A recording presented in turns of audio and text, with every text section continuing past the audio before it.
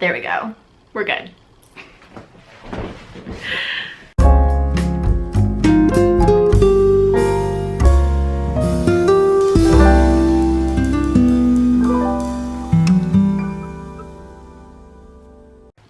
Hey guys, it's Bree. I hope you're having a fantastic start to your weekend. It is Friday here in the Twin Cities, and upcoming this next week, I think, oh my god, my dates, I never can get my dates right, is the Reading Rush. The Reading Rush is like the rebranding of the Booktubeathon. I'm pretty sure it was done that way so that it would be more inclusive of like bloggers and bookstagrammers, so that really it can become a bookish internet community event instead of just a booktube event, and I'm all about that. And there are a lot of different challenges, a lot of different kind of things to be done. There's like badges on the website now and like super cute mugs, and you can be friends with people on their website. So I'll link myself down below so that you can be my Reading Rush friend. And yeah, I'm gonna go ahead and share my Reading Rush TBR. So I won't lie, I am super excited. Not necessarily just for the Reading Rush, although I am really looking forward to that. I am also looking forward to Shakespeare in the Park tonight. They're doing The Merry Wives of Windsor, and it is really hot. The heat index is like 100 degrees, but I'm gonna have a good time. I did my makeup for it, so. There are 7 prompts, and I have only picked out 6 books.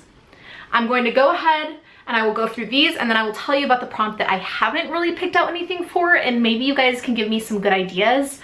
It's been a bit of a challenge. So when I was going through and I was picking out my TBR for this, I wanted to focus on books that were going to be quick reads for me that I could get through. So these are mostly pretty short, or they are aimed at a younger reading audience, so stuff like middle grade and YA.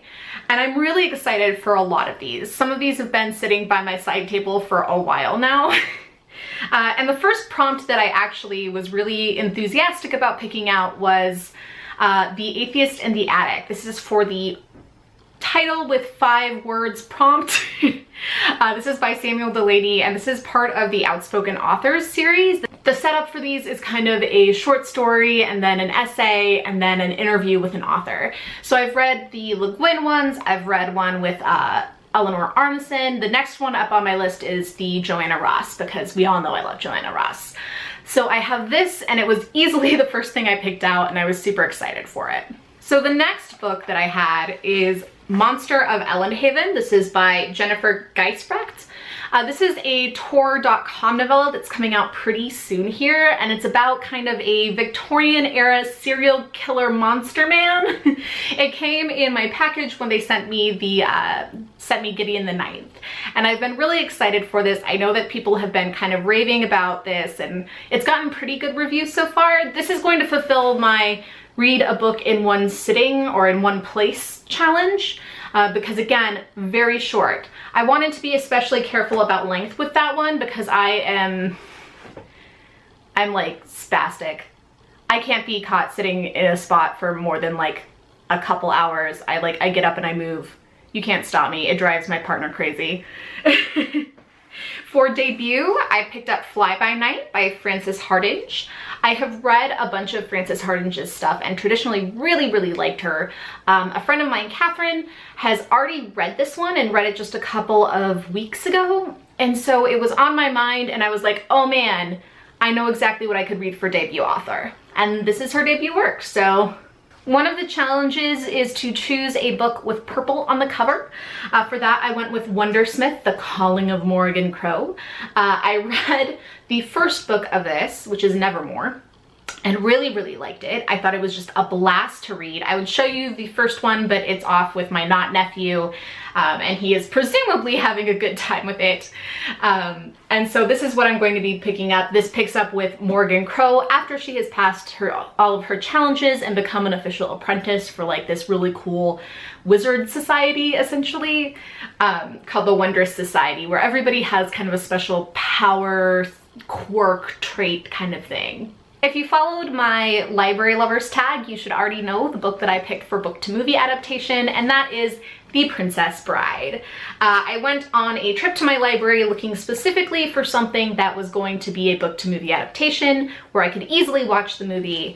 My options were kind of this or In a Scanner Darkly by Philip K. Dick, and I knew that this gets multiple plays at the Movie in the Park series that's like near my house, so I can go and I can sit and relax in the park and have like a corn dog and watch Princess Bride, which I've done a couple times. I've specifically gone to the Princess Bride showings and they're always fantastic because everyone who shows up like loves Princess Bride, or they're like really little and it's their first time watching. We brought my not nephew a couple of years ago and had like such a fun time showing him this great movie that he was gonna love, and things like that. So really looking forward to this one. Surprisingly, I've never read this.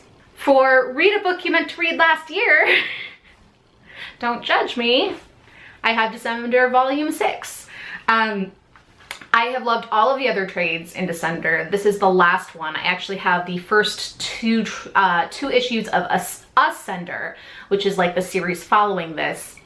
And I need to finish this before I can read those. So this was like the perfect opportunity.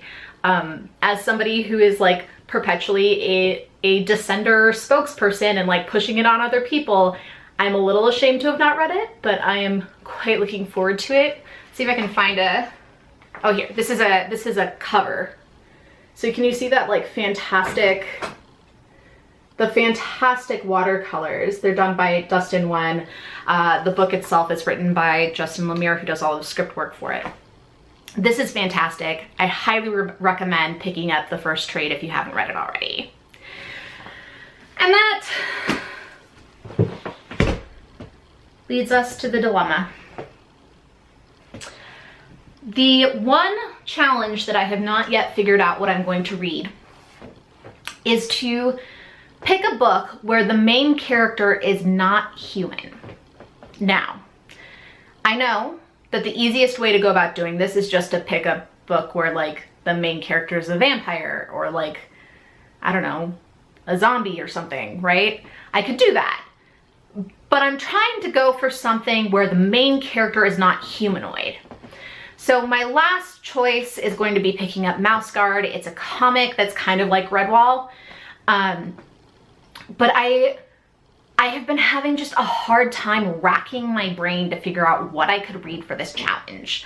So if you have any suggestions, I am more than happy to listen to them. Otherwise, if you see me reading Mouse Guard, you know what happened. So there you guys have it. These are the books that I'm going to be reading for the Reading Rush. Remember, go to the Reading Rush and sign up. I keep having trouble pronouncing it because it's like Irish wristwatch. Reading Rush, just a lot of R's. And you can be my friend on there. If you're going to be in Minneapolis, the Twin Cities area, there is a meetup that I'm hoping to go to, which is for one of the read-ins. That's at Moon Palace Books.